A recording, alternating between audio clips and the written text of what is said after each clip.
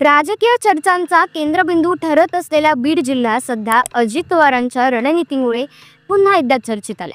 पालकमंत्रीपद स्वीकारल्यानंतर अजित पवारांनी बीडमध्ये दौरे सुरू केले आणि त्यात सतत दिसणारा एक चेहरा म्हणजे आमदार संदीप क्षीरसागर।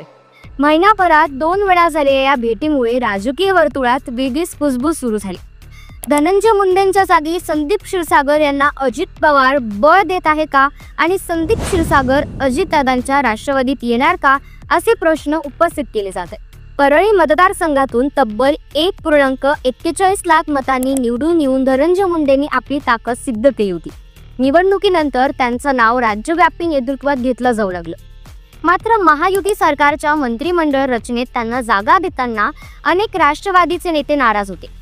त्यांचा विरोध होता असंही बोललं गेलं। नंतर देवेंद्र फडणवीस यांच्या जोरावर मुंडेंना मंत्रिपद मिळालं, पण त्यानंतर लगेचच संतोष देशमुख हत्या प्रकरण उघडकीस आलं आणि त्यात मुंडेंच्या निकटवर्तीयांची नावं आल्यामुळे त्यांना राजीनामा द्यावा लागला। यामुळेच त्यांचं नेतृत्व मागे पडलं आणि बीड जिल्ह्यातील त्यांची पकड कमी झाली। याच पार्श्वभूमीवर संदीप क्षीरसागर यांच्या नावाची चर्चा वाढते। त्यांनी अजित पवारांची भेट घेऊन आपल्या मतदारसंघातील विकास कामांबाबत चर्चा केली असली तरी राजकीय दृष्टिकोनातून हे बेरजेचं राजकारण सुरू आहे असं दिसतंय।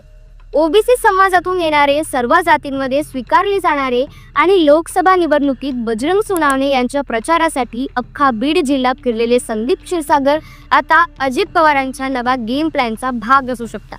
धनंजय मुंडेंना मंत्रिपद मिळालं खरं, पण नंतर त्यांना राजीनामा द्यावा लागल्यानं ओबीसी समाजामध्ये नाराजी पसरली। दुसरीकडे छगन भुजबळ यांनाही मंत्रिमंडळातून बाहेर ठेवण्यात आले। त्यामुळे ओबीसी मतदार अजित पवारांपासून दुरावला असल्याचं चित्र आहे। ओबीसींना परत आपल्याकडे खेचण्यासाठी क्षीरसागर यांच्यासारखं ओबीसी नेत्याला पुढे आणणं हा एक स्पष्ट राजकीय डाव असू शकतो। क्षीरसागर यांचं आणखी एक वैशिष्ट्य म्हणजे ते एका समाजात अडकलेले नाही। मराठा, ओबीसी, मुस्लिम, दलित या सर्व समाज घटकांमध्ये त्यांचा एक स्वतंत्र आणि विश्वासू वर्ग तयार झाला। एकेकाळी हे चित्र धनंजय मुंडेंच्या बाबतीत होतं, पण मराठा विरुद्ध ओबीसी वाद उखाळल्यानंतर त्यांचं नेतृत्व ओबीसी समाजापुरतं सीमित झालं। त्यामुळे अजित पवारांनी क्षीरसागर हा एक नवा समावेशक चेहरा ठरू शकतो। लोकसभा निवडणुकीत शरद पवार गटाकडून बीडमध्ये उमेदवारी देण्यात आली बजरंग सोनवणे यांना। या उमेदवारीच्या यशामध्ये क्षीरसागरचा मोठा वाटा होता। त्यांनी आपल्याच मतदारसंघातून सोनवणे यांना तब्बल 60,000 मतांची आघाडी मिळवून दिली। परिणामी भाजपच्या पंकजा मुंडेंचा पराभव झाला। हेच यश अजित पवारांच्या दृष्टीने खूप महत्त्वाचं होतं, कारण बीड सारख्या संवेदनशील जिल्ह्याच्या नेतृत्व मजबूत आणि प्रभावी हवं असतं, जे संदीप क्षीरसागर सहजपणे निभावू शकतात। तर अजित पवार यांचा बीड जिल्ह्याचा गेम प्लॅन आता हळूहळू स्पष्ट होतो। धनंजय मुंडेंना बाजूला ठेवून नव्या दमाच्या ओबीसी समाजाशी नाळ जोडलेल्या सर्वसमावेशक नेत्याला पुढे आणण्याचा प्रयत्न असू शकतो आणि तिथे संदीप क्षीरसागर यांचं नाव आघाडीवर आहे। पण हे समीकरण कितपत यशस्वी होईल?